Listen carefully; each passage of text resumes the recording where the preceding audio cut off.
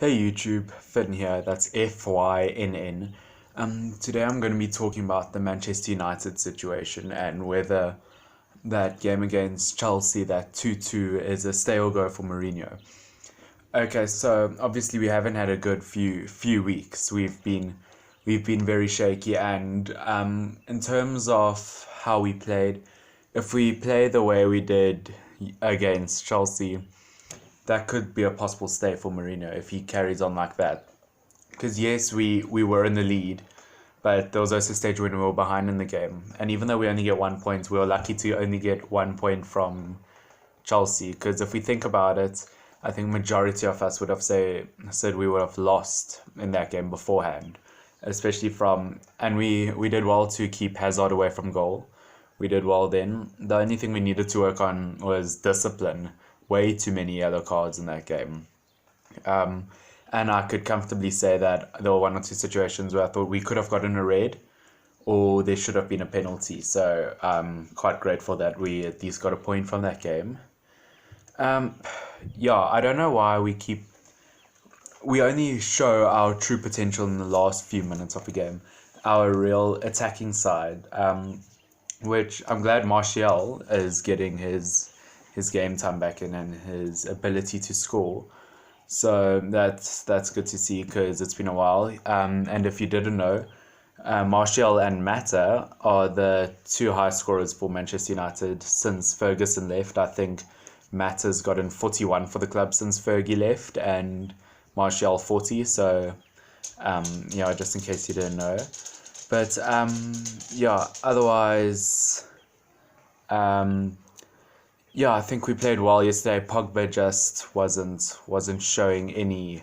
I don't know. Pogba just didn't play well yesterday, in my opinion. He was a bit pathetic in my eyes. To be able to lose Rudiger like that, for him to get a header in, was a bit sad, especially because of Pogba's height. But you could see his anger after that. So. Yeah, obviously that's something that needs to be worked on, but overall we need to get in better form, is what I'm trying to say. Because I went away for a few weeks, about a month ago, so and when I came back, I saw we had like no victories. It was that period of time where we lost to West Ham, Valencia, all those games, and I found our defense really pathetic at the moment.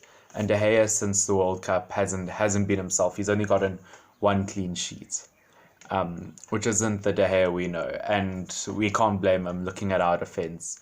We keep buying players like Lindelof and Bailey as prospects, but at the moment we need big money signings, big name defenders for now. We can't keep looking at the future because Smalling and Jones just aren't cutting it, to be honest. Luckily, Shaw is showing himself. He's, in my eyes, playing very well this season. I'm glad. I've always liked Shaw, but yeah. Otherwise, we just need to buy a big money signing for now. And attacking wise, I don't know. Mourinho is known for his defending. In his first season, I believe he only conceded like 15 goals in the Premier League when he was at Chelsea all those years ago. But yeah, so I don't know why we don't spend the money on big money signings and not attackers like Sanchez, who's not performing, which we all thought he would at first. So we have to look at that side of it. But yeah, we already had big name attackers. We had like really good players like Rashford was showing himself, Martial was showing himself. Lukaku has his moments, but it's hard for us to get the ball to him. I know that's ridiculous to say, but if you look at the midfielders and his fellow attackers at Belgium, that's why he's scoring like those two goals he scored the other night. He scored it because he had those players to get it to him. We're struggling here at United to be able to make those plays to get the ball to him.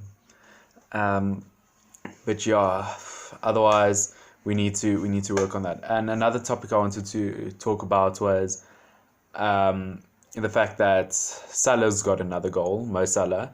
I know he's only gotten like 4 this season, so he's a bit of the way down on the Golden Boot shortlist on the chart so far. But in the beginning of the season, if you would have asked how I would have thought he would play this season according to last season, is I would almost compare him to a Leicester. I would have predicted that he wouldn't be nearly as great of how he was last season, but overall Liverpool's doing well, so I guess that's all that matters for him.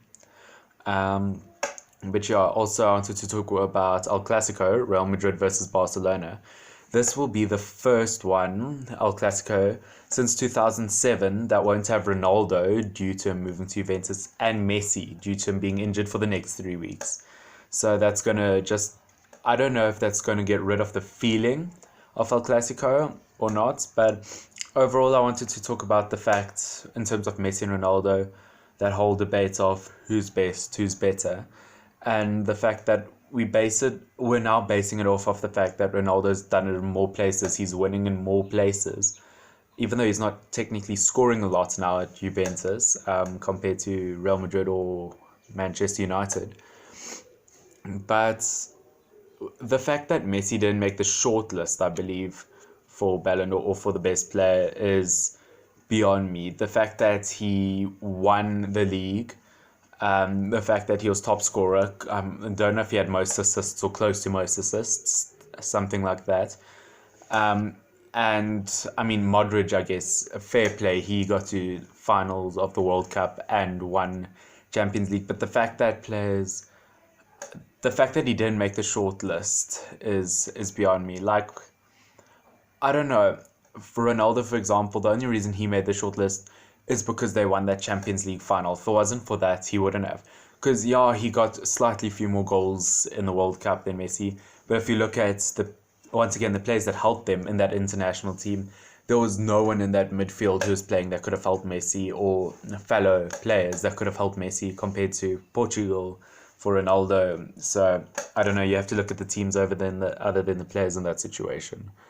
But yeah, otherwise, if it wasn't for the Champions League win, I can't say Ronaldo would have won that. Because, in all honesty, they came like third or fourth that last season in the Liga. Ronaldo was just underperforming. It's just that Champions League that got it. So I just find it phenomenal that Messi wasn't on the short list. So yeah, but otherwise, I think that's pretty much it. Oh, and I wanted to talk about back to that Chelsea versus Manchester United game, how disgusting it was. The fact that I don't know what role he played, some assistant manager or like something like that, one of the coaching staff. That fight that happened at the end of that game between the two coaching staff, for the boxers to have that outbreak like that. I don't know, and the fact that, I don't know, it's just very unprofessional, unsportsmanlike. And yeah, the fact that at the end of the game, all of them were just chanting inappropriate things to Mourinho, just being disrespectful, even though Mourinho there, and obviously showed the three fingers representing the fact that he did win 3 titles for Chelsea. So you have to say, no matter where he is now, just because he's a United manager and part of the team, does not mean that he did nothing for that club. He's had a huge lift for that club. So if anything, they should still be grateful. But yeah, otherwise I think that's it. And yeah, cheers.